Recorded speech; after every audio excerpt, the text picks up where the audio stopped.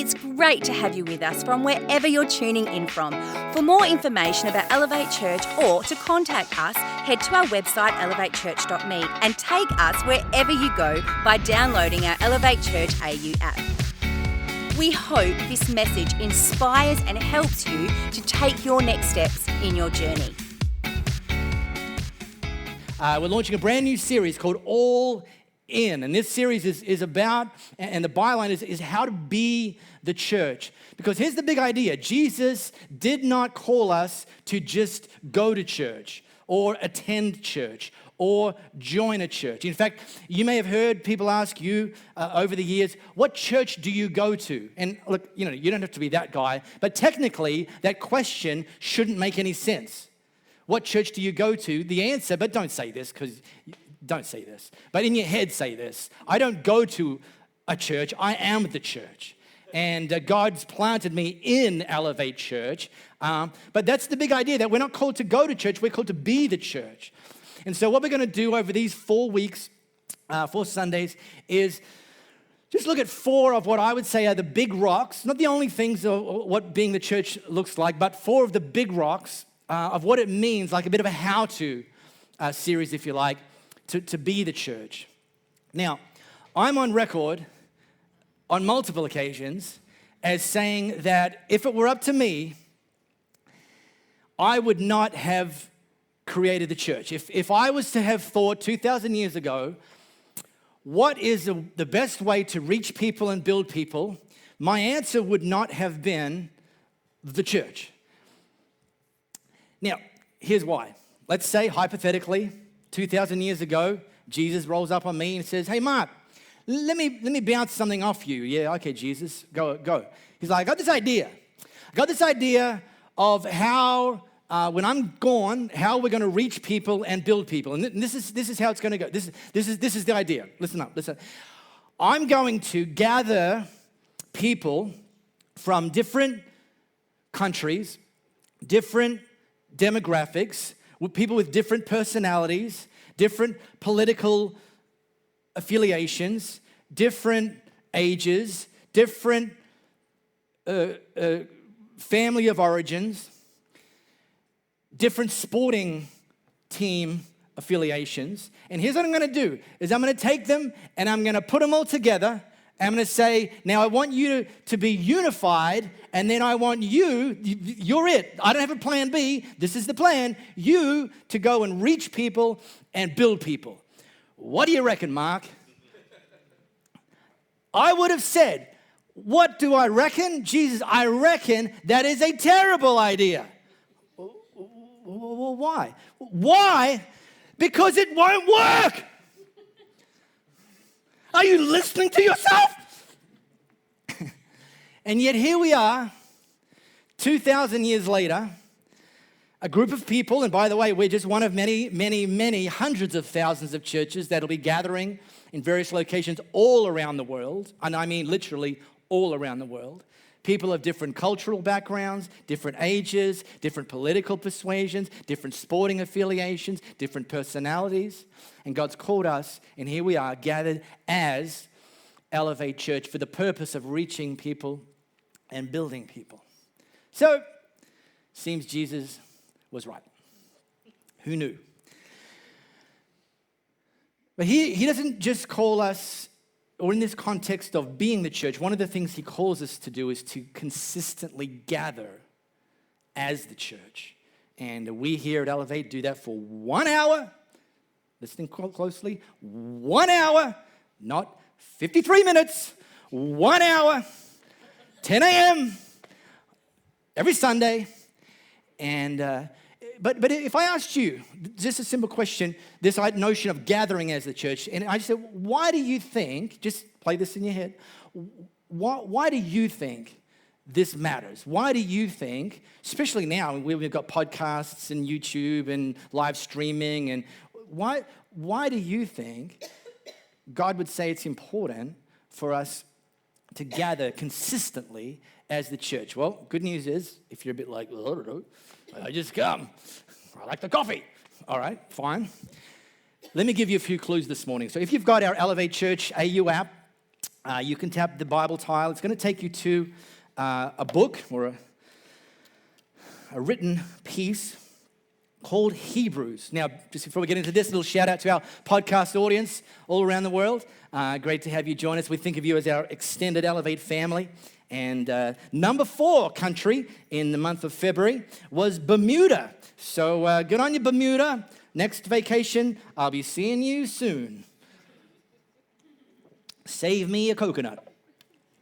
This book of Hebrews is actually an unknown author. There's a bit of speculation, but technically, or for the most part, most big-brain Bible people actually agree that the author is unknown. But what is known is that the audience that it was written for was most likely Jewish Christians living at the time in Jerusalem. So you said Jewish Christians? And yeah, Jewish Christians.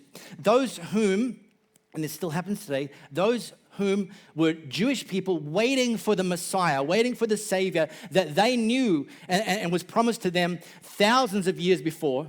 The Jewish Christians were the ones, and it wasn't everybody, but the ones who had recognized and believed that Jesus was the very Messiah that they'd been waiting for. Now, he wasn't promised just to the Jewish people, promised to the entire world, but that's who this letter was written to. So it was early days for them. And they'd come out of the Jewish faith and the Jewish religious system. So a lot of this letter is written to them about what it means to kind of like, what things about the Jewish religious system can you probably kind of let go? What can you embrace? And what things are just a brand new, never seen before? So some of that is like, oh, I don't know if that applies to us. I'm not going to get into that today. But there's 3 verses, and I want to drop us into that.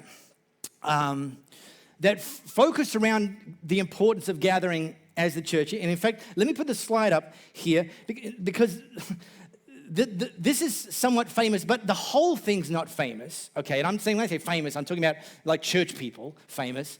The whole thing's not famous. In fact, in my experience, the famous bit is this one.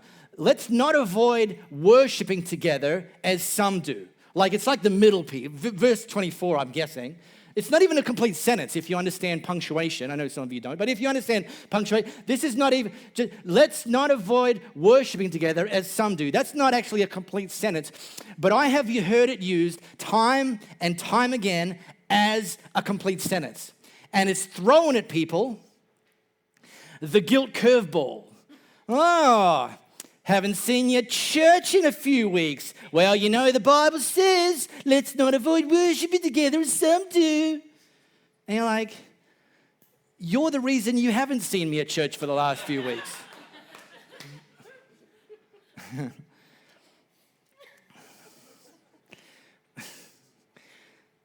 First of all, it's not a complete sentence. Hope I've made that point clear. Which should give us cause to kind of, zoom out and read the complete sentence. Secondly, it wasn't intended as a guilt-inducing lever that gets pulled on people that have sporadic church attendance when you bump into them at Bunnings. And in fact, this, if we zoom out, and I'm going to zoom out this morning, gives us some very, very simple, straightforward, almost like, oh, I get it, yeah, clues as to why the writer is so strong and so clear in encouraging people to consistently gather together and worship together as the church. So let's do that. Let's zoom out. Verse 23, keep a firm grip on the promises that keep us going. God always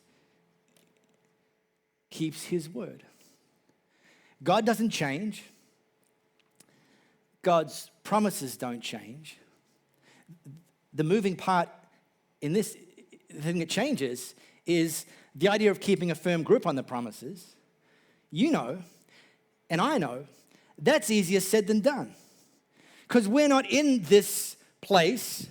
The Lord is in this place, all that. We're not in this place 160 hours a week. We're out there. We're in the wild. And in the wild, we get people putting us down.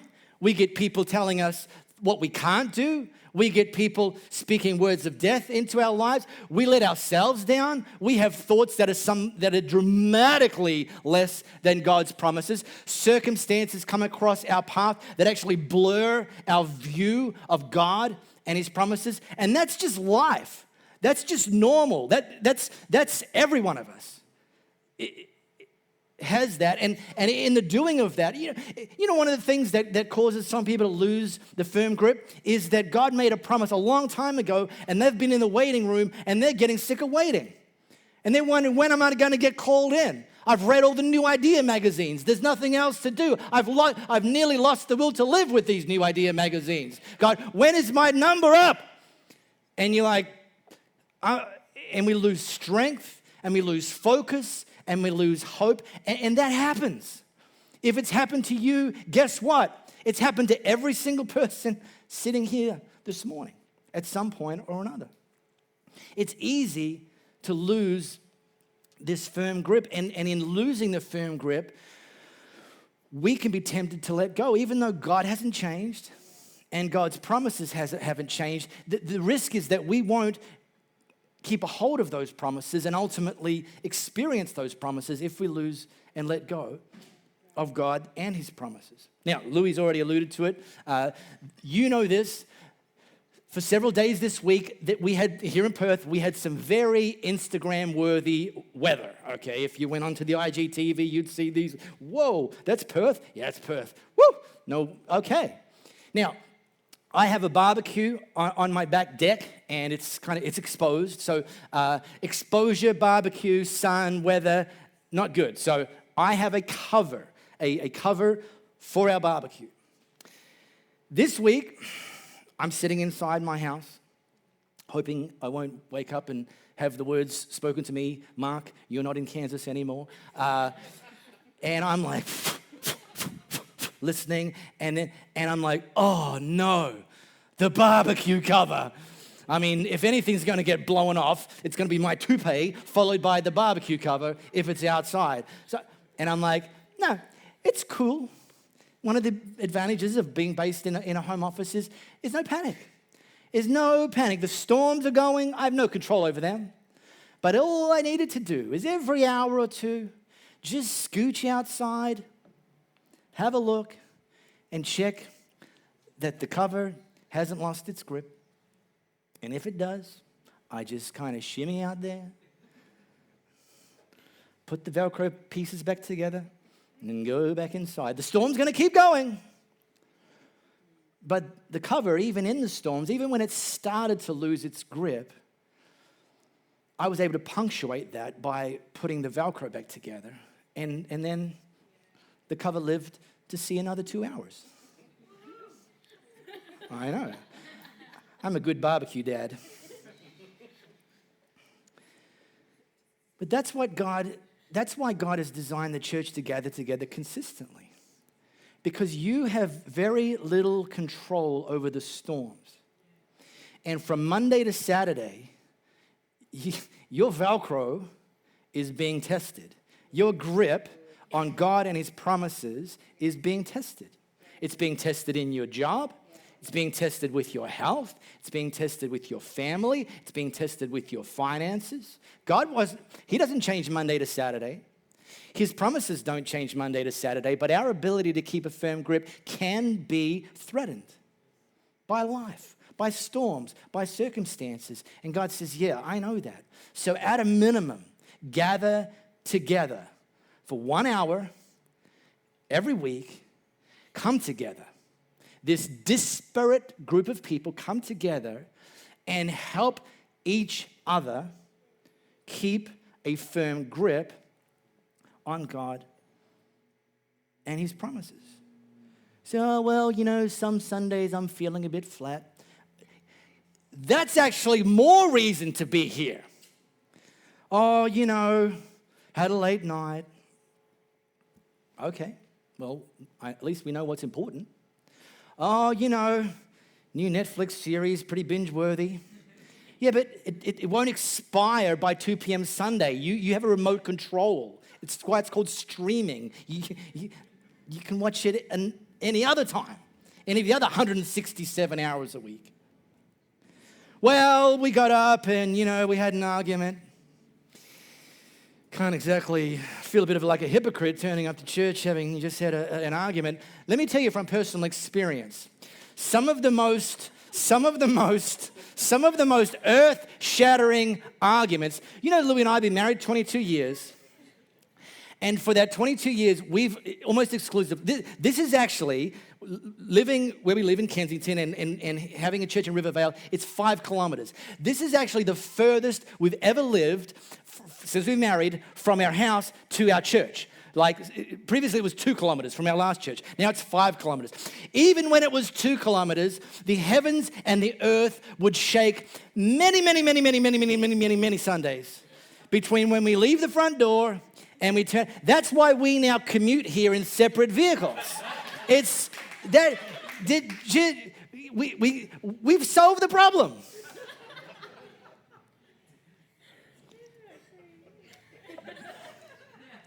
All right. So this is the right. Let's keep a firm grip on the promises that keep us going. He always keeps his word. Then drops in the let's see how inventive. This is the next bit. So we haven't done the guilt bit yet. We're not even up to the guilt bit yet. This is just zooming out to the front end. Let's see how inventive we can be in encouraging love and helping out, not avoiding worshiping together as some do, titch, but spurring each other on. All right.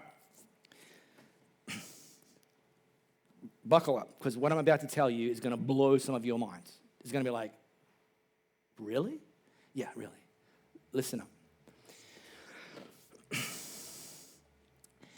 Did you know that some people work in jobs that within the context of their workplace, they never get any encouragement from their boss?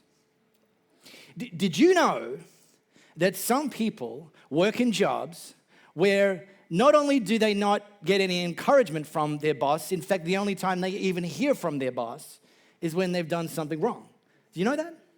Do you know some parents have kids, insert teenagers, where the only time they hear from their kids beyond a is telling them how much they suck and how out of touch they are and how little they know about the real world? How would you know? You're old. You're 41. No, that's what I'm saying. I'm 51. I'm not even halfway done yet. Do you know some kids are in or are no longer kids but grew up in families where they never received any encouragement? Do you know that some people, the only married couples, the only time they hear from their spouse is when they're being told what a letdown they are? Did you know that? No, you didn't, did you? It's like, really? Yeah, that's... We know that. We know that discouragement is popping out of the vending machine and you don't even have to push the buttons. It's coming at you in your job, in your family, in your marriage, it's coming at you. Okay, not all that, but it happens. And we know that, and that's why when we gather every week as a church, and we start with music. It's like, oh, do we always have to start with music? Well, there's no rules, but we start with music because music creates an atmosphere, and God's an atmosphere junkie. And by the way, so are you. And the reason that I know that about you is because the coffee shops you go to and the shopping malls you go to always have music playing. Trust me, gyms have it because they understand the importance of it in creating atmosphere. And but it's not just the music that matters, it's the words that matter. So we are very intentional with the songs we pick. The words we choose don't go like this. I'm such a loser. I'm so pathetic. Nobody loves me except Jesus. So I guess, thanks, Jesus, because probably you shouldn't love me, but you do. Hallelujah.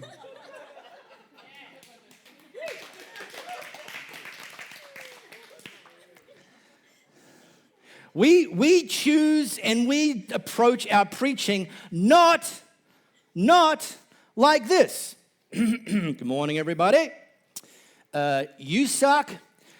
Get it together. See you next week.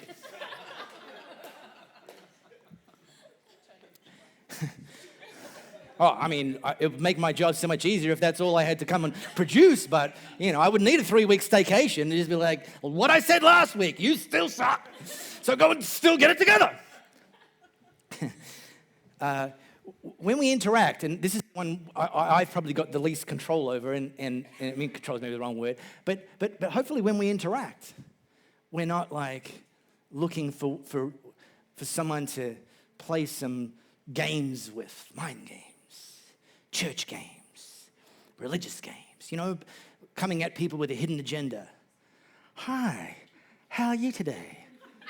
I bought this smile yesterday from Kmart. It's not real.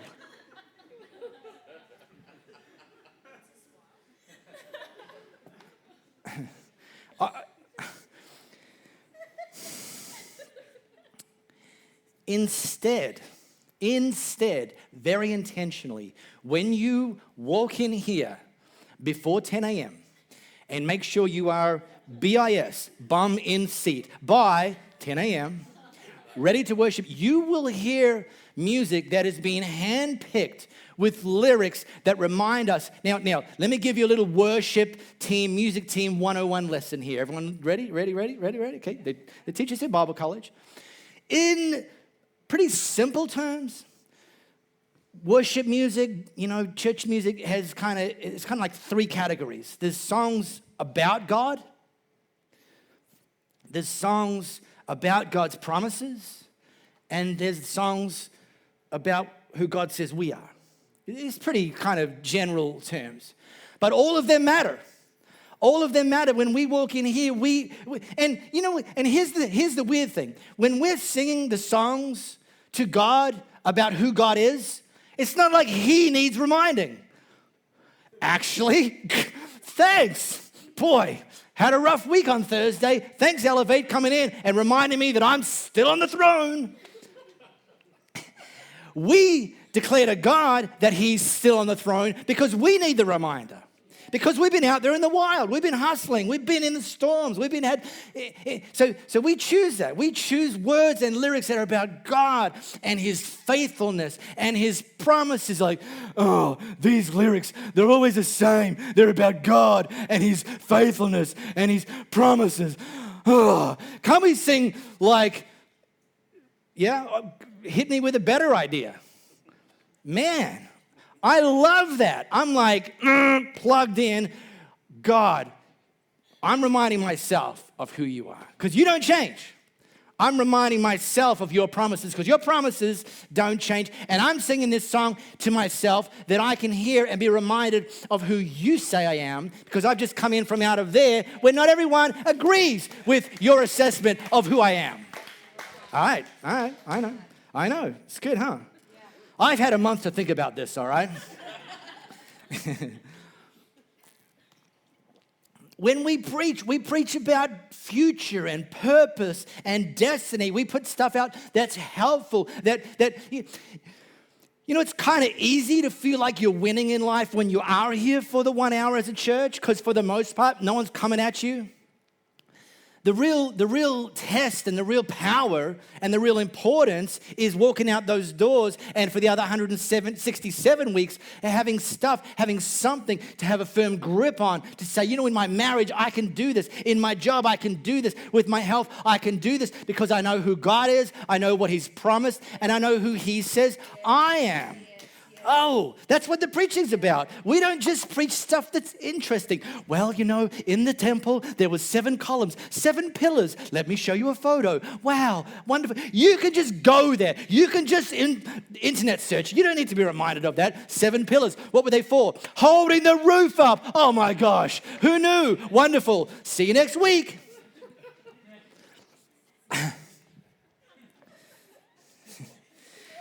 And then, I won't be able to keep this up for another 34 weeks. All right, just so you know, I'm recharged. And thank you. It's good to be back. It's good to be back. I'm preaching a month's worth of messages in 1 minute. Let me.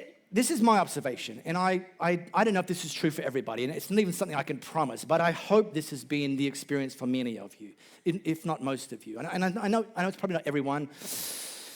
And if this hasn't been your experience, then maybe we do have to do a better job at this. I get that. I'm not perfect at it, but in my experience, the average is kind of above 50% in my observation, in my experience, of the ease. This is my observation, that there's an ease, if you're willing to be here and be consistent and get plugged in, there's actually an ease of making fast friends here at Elevate. Now, we're not perfect at it, and some of you are like, I haven't made any friends. Again, but I'm just saying I think it's over 50% on average. And if that's true, one of the reasons that's true is because when you encounter people that don't have a hidden agenda, you can actually let your guard down straight away. You can be your real self. I say to people, why would anybody who's got their guard up 167 hours a week want to come to a place where they have to keep it up for another hour? I'm like, this is meant to be paradise. This is meant to be in Perth as it is in heaven. This is meant to be, coming to a t-shirt near you, I can assure you of that. No, already trademarked. Don't even think about it. Don't even think about it. Talking to you, Matt Devonish. No cardboard signs out there in Kensington this afternoon. This is meant, wow. We sang about it. The Lord is in this place. It comes from this idea. Jacob was asleep. God was there the whole time. He woke up and he saw, my God, God was here the whole time. And there was a ladder and angels were descending and ascending. And as soon as he saw that, as soon as he woke up to that, boom. Here's the thing.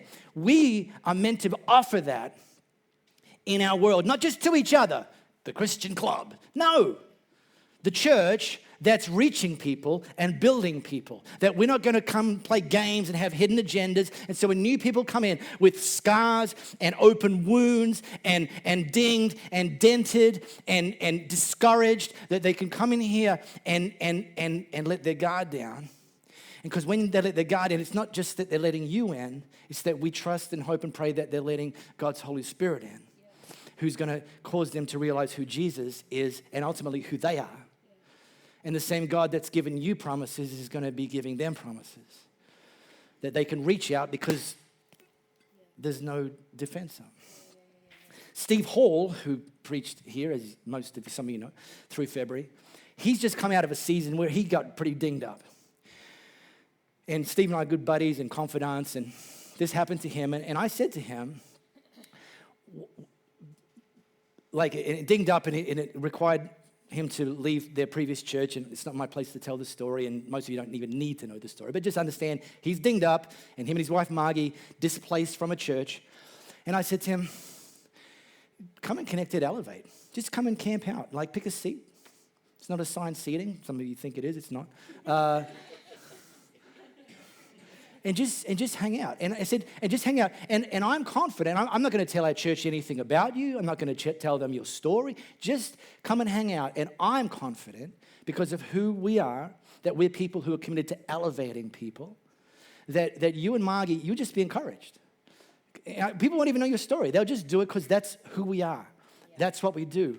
And then I said to him, they did. They came here in January, just hung out the back, incognito.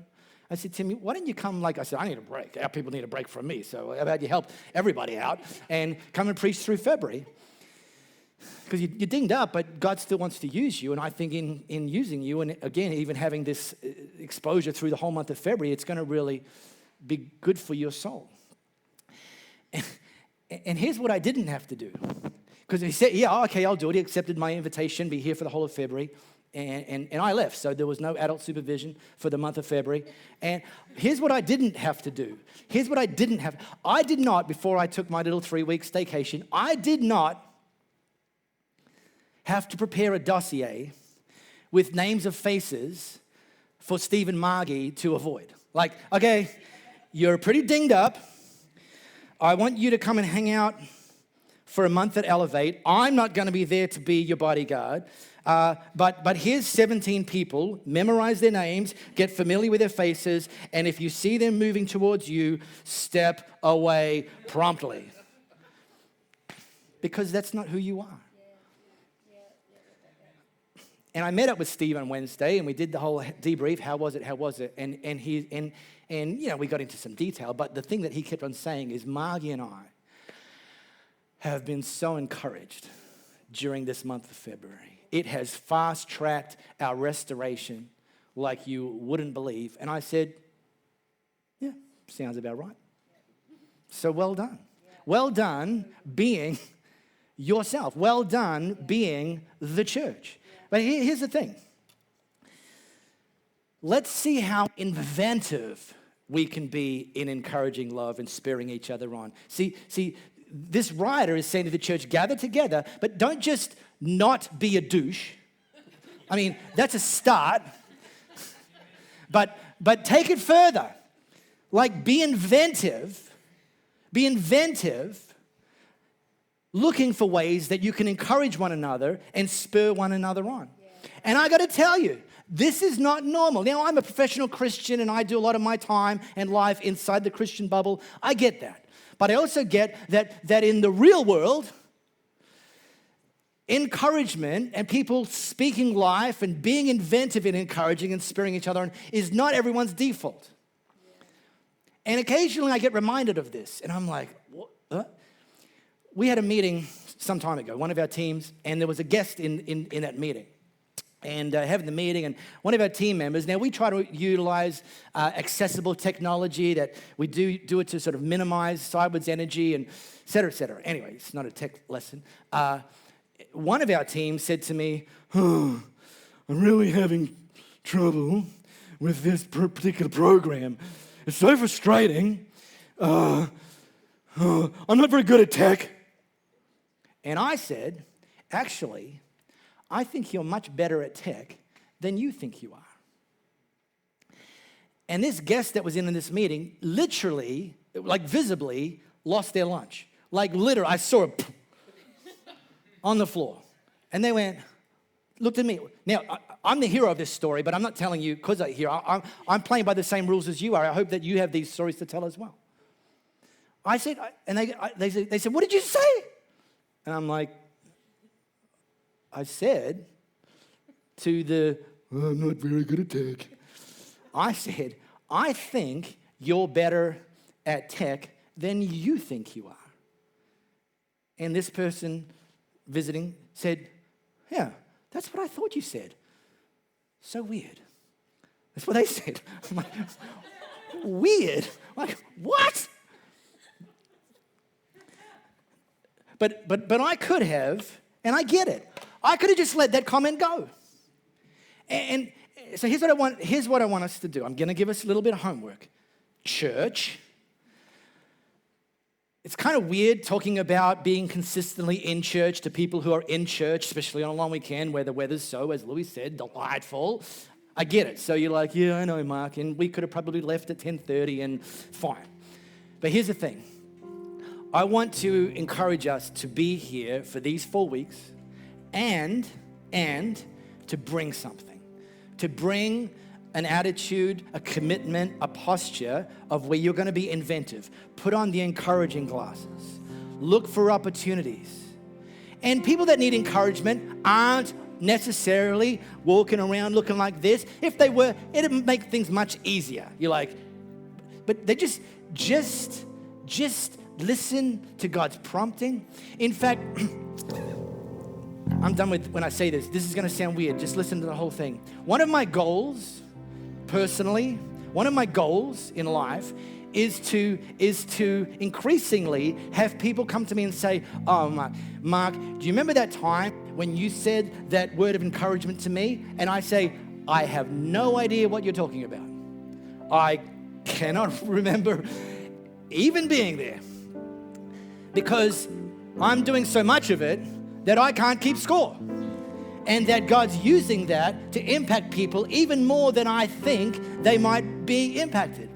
Why don't you take that goal on? Say, you know what, 2 years ago, Matt, I'm picking on you today. Matt, 2 years ago, this is good picking on. Matt, 2 years ago, man, when we were just having coffee and you said to me, I was telling you about my job and you said to me, you know what, I think God's got some great things for you in advance. And then 2 years ago, and Matt's like, 2 years ago, okay. I can't remember because I kind of do that every week, which doesn't limit the power of it because it should be overflowing. It's just like this. And the more you use it, the more God fills you up and gives you more opportunities to do it. So anyway, here's what I want to do. Finish. 11:07. Yes, I'm over time, but I have not broken Steve Hall's record last week of 41 minutes. Stop looking at the clock. Jenny Green. How about we stand? How about we stand? Jenny Rubberneck Green. How about we stand? And we're going to sing this song, Waymaker. And this is an example. And maybe some of you, when you walked in here today, this song has words that you needed to hear.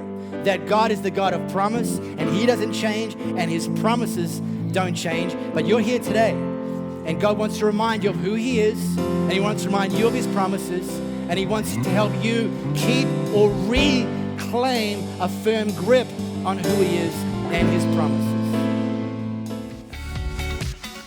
We really hope you got a lot out of this message. If you live in the Perth area, we'd love you to join us for one of our live experiences. For times and directions, as well as information about our great Elevate Kids and Elevate Youth environments, head to our website, elevatechurch.me. And to partner with us to reach more people by giving financially, head to our website, elevatechurch.me, and also download our Elevate Church AU app.